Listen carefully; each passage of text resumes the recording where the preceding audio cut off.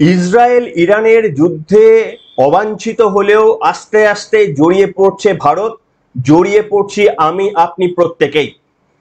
তার কারণ আপনারা প্রত্যেকেই জানেন যে ইরান খনিজ তেলে ভরপুর একটি দেশ। সেই তেলের ওপর গোটা বিশ্ব বাজারের একটা বড় অংশ নিয়ন্ত্রিত হয়। আর এই তেলের বাজারে ইতিমধ্যে অপরিশোধিত তেলের দাম যেভাবে বৃদ্ধি হচ্ছে, ইতিমধ্যেই 9% বেড়ে গিয়েছে। সেই দাম আস্তে আস্তে 30% পর্যন্ত বাড়তে পারে। আর যদি এই জায়গায় পৌঁছায় তাহলে একবার কল্পনা করে দেখবেন আমাদের হাতে গচ্ছিত টাকা সেগুলো খোলামকুচি হয়ে যেতে পারে যদি সত্যি সত্যি যুদ্ধ শুরু হয়ে যায় এবং তৃতীয় বিশ্বযুদ্ধের মতো পরিস্থিতি সৃষ্টি হয়। তাহলে আমার আপনার হাতে গচ্ছিত টাকাটা খোলামকুচি বা শুকনো কাগজ ছাড়া আর কিছুই থাকবে না। এই পরিস্থিতিতে নরেন্দ্র মোদী আগে ভাগেই এমন কিছু পদক্ষেপ নিয়ে রেখেছিলেন যেটা আজকে শুনলে আপনারা বুঝতে পারবেন যে আমরা তবুও কিছুটা কিভাবে বাঁচতে পারি।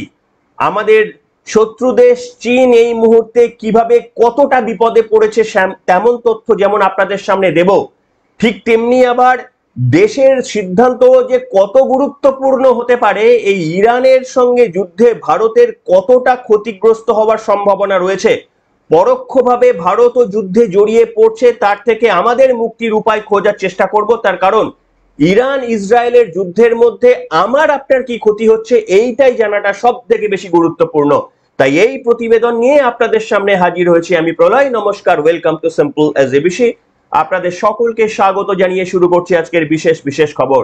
আপনারা জানেন যে 13ই জুন রাত্রির বেলায় ইসরায়েল তারা হামলা করেছিল ইরানের পারমাণবিক কেন্দ্রগুলিতে। 6টি পারমাণবিক কেন্দ্রগুলিতে হামলা করে অন্তত 4 থেকে 5 জন তাদের বিজ্ঞানীরা যেমন মারা গিয়েছে, পরমাণু গবেষণার সঙ্গে জড়িত বিজ্ঞানীরা মারা গিয়েছে, তাদের সেনা কমান্ডার থেকে অনেকেই গুরুত্বপূর্ণ অনেকেই মারা গিয়েছেন। তারপরে ইরান বলে দিয়েছে যে 15 তারিখে আমেরিকার সঙ্গে তাদের যে এই নিউক্লিয়ার তারা যে এক্সপেরিমেন্ট করছে নিউক্লিয়ার বোম বা ওয়েপন নিয়ে, সেটা নিয়ে একটা বৈঠক হওয়ার কথা ছিল আমেরিকার সাথে 15 তারিখে, অর্থাৎ যেদিন খবর রেকর্ড করছি আজ, সেই দিন রবিবার দিন। কিন্তু ইরান বলে দিয়েছে যে কোনোভাবে এই বৈঠকের আর মানে হয় না। তার কারণ ইরান বিশ্বাস করে যে ইসরায়েল একার দক্ষতায় তারা এই হামলা চালায়নি, এর পিছনে ডোনাল্ড ট্রাম্প নিশ্চিতভাবে সাহায্য করেছিল। এবং ডোনাল্ড ট্রাম্প সেটা অস্বীকারও করেনি। ডোনাল্ড ট্রাম্প বলেছিলেন যে আমরা ইসরায়েল যে এই হামলা চালাবে সেটা জানতাম, কিন্তু ইরান যেহেতু কোনোভাবেই সহযোগিতা করতে রাজি হয়নি, তাই আমরা এই যুদ্ধটা বা এই অ্যাটাকটা ইসরায়েলের কাছ থেকে এটা আমরা আটকাতে পারিনি। তার কারণ ইরান এর জন্য দায়ী।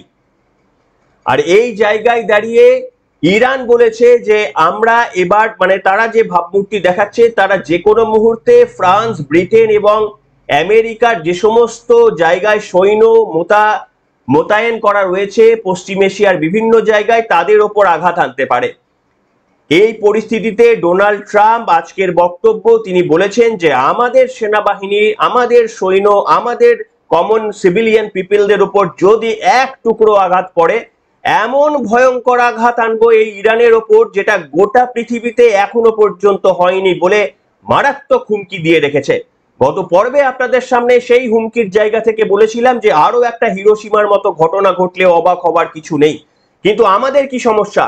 আমাদের সমস্যা হচ্ছে এই 13 তারিখে এই হামলার পর থেকেই বিশ্ববাজারে অপরিশোধিত তেলের দাম 9% বেড়ে গিয়েছে।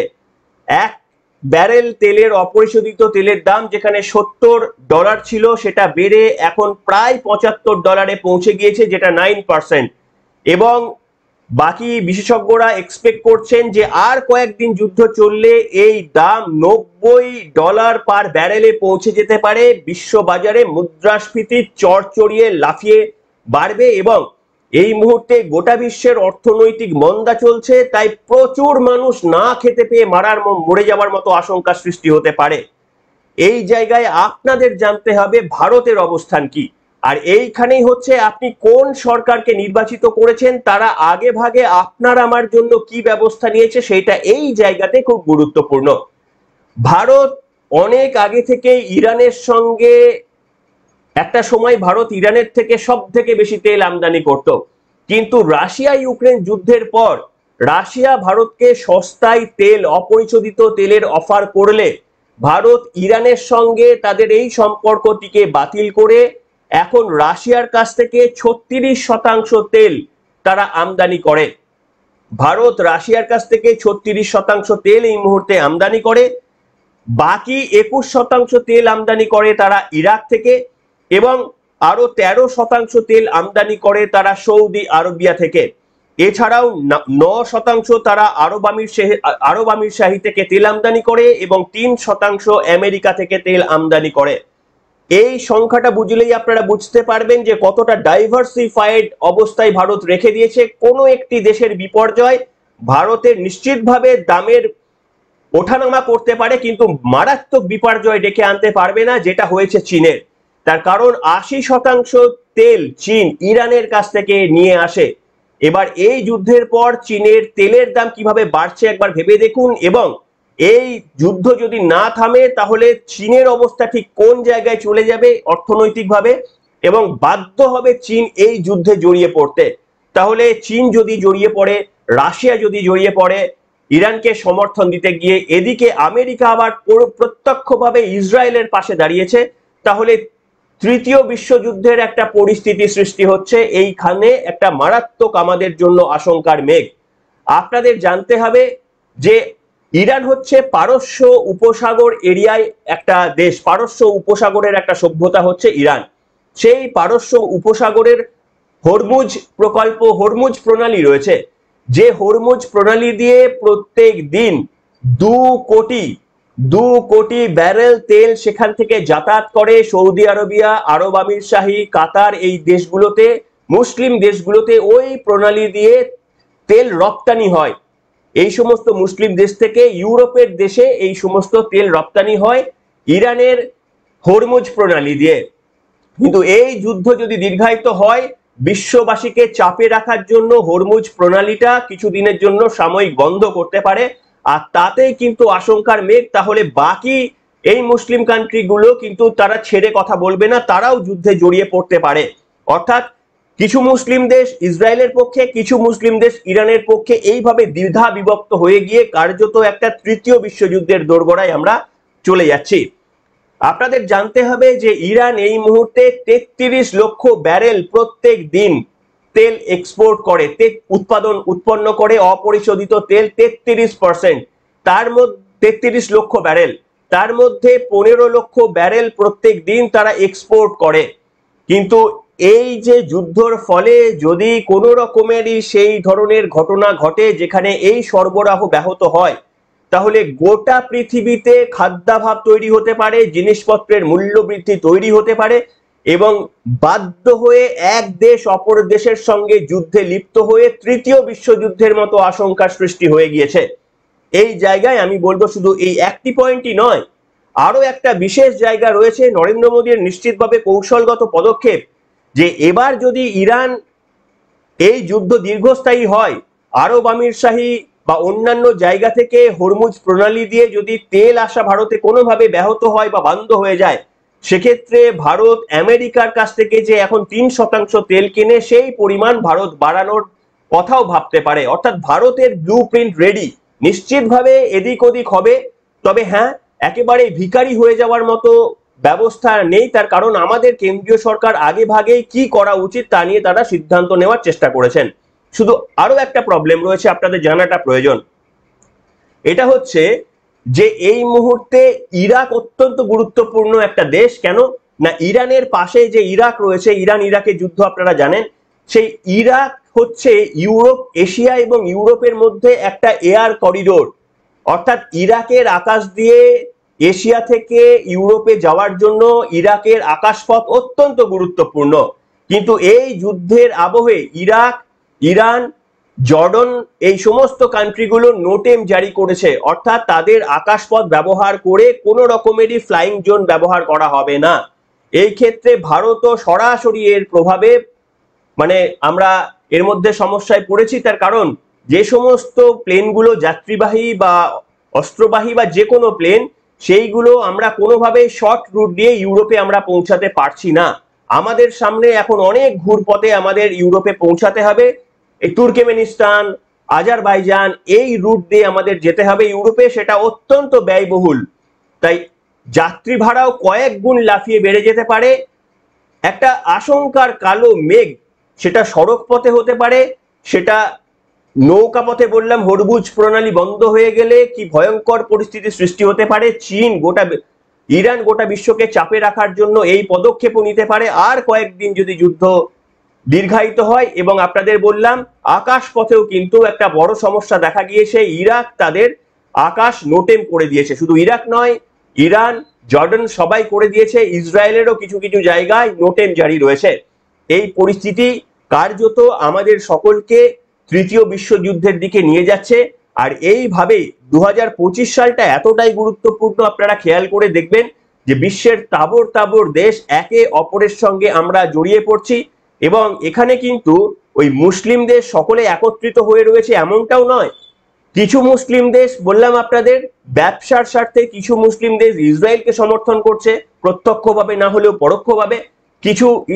কিছু মুসলিম দেশ আবার ইরানের পক্ষে রয়েছে, ইরানের ওপর বিরক্তও রয়েছে অনেক মুসলিম দেশ, তার কারণ তাদের ব্যবসা এবং বাণিজ্যে আঘাত আনছে। কোন দেশ, বিশেষ করে এই সমস্ত আরব কান্ট্রিগুলো, কাতার, সৌদি আরবিয়া, আরব আমিরশাহী, এই সমস্ত দেশগুলো মূলত তাদের খনিজ তেলের ওপর ভরসা করে তাদের জীবন জীবিকা, তাদের অর্থনৈতিক প্রভাব সবকিছু নির্ভর করে। এই যুদ্ধের প্রভাবে যদি কোনো রকম সেগুলো ক্ষতিগ্রস্ত হয়, যদি তারা সেগুলোকে এক্সপোর্ট করতে বাধাপ্রাপ্ত হয়, তাহলে বুঝতে পারছেন তাদের অর্থনৈতিক দুরবস্থা ঠিক কোন চরমে আসতে পারে। তারা বাধ্য হবেন এমন একটা পরিস্থিতিতে যে তারা পর্যন্ত যুদ্ধে জড়িয়ে যেতে বাধ্য হবে। এদিকে আপনাদের বললাম 80% তেল কেনে চীন, 80% তেল কেনে ইরানের ওপর নির্ভরশীলতা রয়েছে। 80%, 20% এদিক ওদিক থেকে কেনে। তাহলে ভাবুন যে এই 80% তেলের দাম যদি বেড়ে যায়, তাহলে চীনও ছেড়ে কথা বলবে না।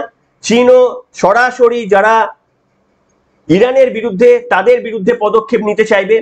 রাশিয়ার অবস্থান হচ্ছে, রাশিয়া যদিও ইরানের পক্ষে দাঁড়িয়েছে, কিন্তু রাশিয়া এই মুহূর্তে যুদ্ধ চাইবে না। রাশিয়া কোনোভাবেই এই মুহূর্তে ইসরায়েলের বিরুদ্ধেও আক্রমণে যাবে না, তার কারণ তারা এমনিতেই যুদ্ধ বিধ্বস্ত, তারা নতুন করে যুদ্ধ চাইবে না। কিন্তু আমেরিকা আবার ইসরায়েলকে প্রত্যক্ষভাবে সমর্থন করে বলেছে যে আমরা সমর্থনে রয়েছি। ইরান যদি না থেমে যায়, পরমাণু এক্সপেরিমেন্ট যদি ইরান এখানে না থামিয়ে দেয়, তাহলে এমন পরিণতি তাদের দেখাবো গোটা বিশ্ববাসী দেখবে। এই পরিস্থিতিতে আপনারা কল্পনা করে দেখুন আমাদের অবস্থানটা ঠিক কি হতে পারে। অনেকটাই ডিপেন্ড করছে আমাদের রাজনৈতিক নেতৃত্বরা ঠিক কি কৌশল নেয়। আর আমাদের বিরোধী দলগুলিকে কখনো দেখবেন যে এই এত গুরুত্বপূর্ণ বিষয় নিয়ে তারা মাথা ঘামাচ্ছেন।